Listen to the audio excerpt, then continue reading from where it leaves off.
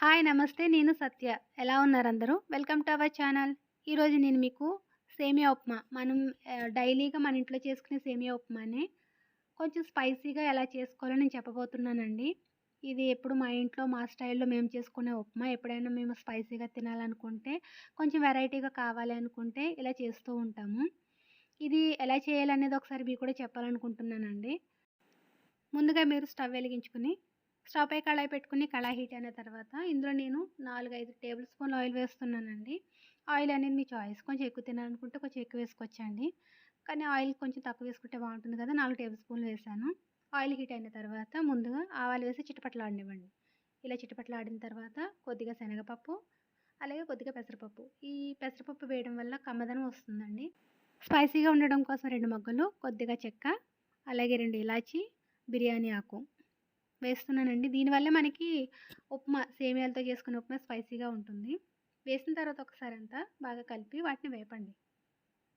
ఇలా వేపిన తర్వాత ఇందులో నేను వెజిటబుల్స్ కూడా వేస్తున్నానండి. కట్ చేసి పెట్టుకున్న బంగాళాదుంపలు.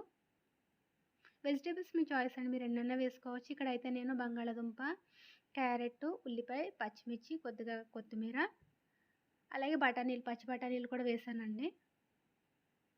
ఇవి కాకుండా వెజిటబుల్స్ మీరు ఇంకా ఇష్టపడితే ఏవైనా యాడ్ చేసుకోవచ్చు. టేస్ట్ కూడా బాగుంటుంది. ఇలా పచ్చి బఠానీలు వేసిన తర్వాత ఒకసారి వీటిలన్నింటిని బాగా వేగేంత అంటే వేసిన వెజిటబుల్స్ అన్నీ బాగా మెత్తబడేంత వరకు ఫ్రై చేసుకో మూత పెట్టేసి మంటని సిమ్‌లో పెట్టేసి వెజిటబుల్స్ బాగా మెత్తబడనివ్వండి. అలా మెత్తబడిన తర్వాత ఇప్పుడు మీ రుచికి సరిపడా ఉప్పును వేసుకోండి.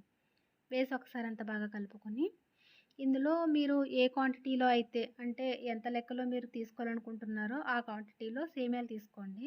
సేమియాలు అయితే ఫస్ట్ నేనైతే ఏమి ఫ్రై చేయలేదండి. అంటే ఫస్టు వేపలేదు. ఇప్పుడు ఈ వెజిటబుల్స్‌తో కలుపుకొని 2 కలిపి వేపుతానండి.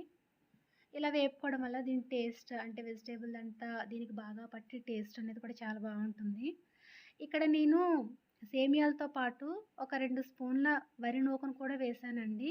మీకు నచ్చితే వరి నూక వేసుకోవచ్చు, లేదా కరాసీ అయినా వేసుకోవచ్చు, బొంబాయి రవ్వ. ఇలా వేసుకోవడం వల్ల కూడా టేస్ట్ చాలా బాగుంటుందండి. నేనైతే ఒక 2 స్పూన్లు వేశాను ఇక్కడ బియ్యపు రవ్వ. నచ్చితే వేసుకోండి, లేదా స్కిప్ చేసేయండి. వేసి ఒక్కసారి వీటిని అంటే మీరు వేపండి ఒక 2 నిమిషాలు. వేపిన తర్వాత ఈ కలర్ మారినాయి కదా సేమియాలు, ఇప్పుడు ఇందులో టమాటా యాడ్ చేసుకోండి. ఫస్టే వేసేసుకుంటే మీరు వేపినప్పుడు మొత్తం టమాటా పేస్ట్ అయిపోతుంది కదా! ఇప్పుడు టమాటాలు యాడ్ చేసిన తర్వాత మీరు తీసుకున్న క్వాంటిటీకి 1కి 1.5 వాటర్ పడుతుందండి. వాటర్‌ని బాయిల్ చేసి వేసుకోండి. మీరు చన్నీళ్ళేస్తే గనక వేయగానే సేమియాలు చతికిల పడిపోయి మొత్తం మీకు మెత్తగా అయిపోతుంది సేమియా అనేది.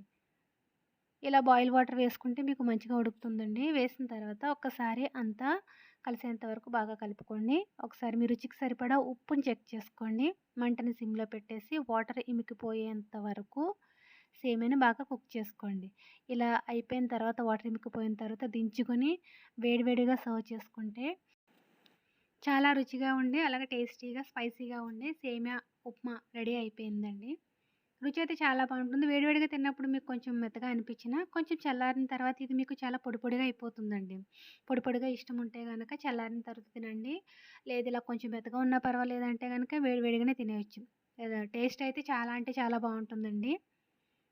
ఒకసారి మీరు కూడా ట్రై చేసి ఎలా వచ్చిందనేది నాకు ఒకసారి కామెంట్ సెక్షన్‌లో కామెంట్ పెట్టండి. రెసిపీ గనక నచ్చినట్లయితే లైక్ చేయండి, షేర్ చేయండి.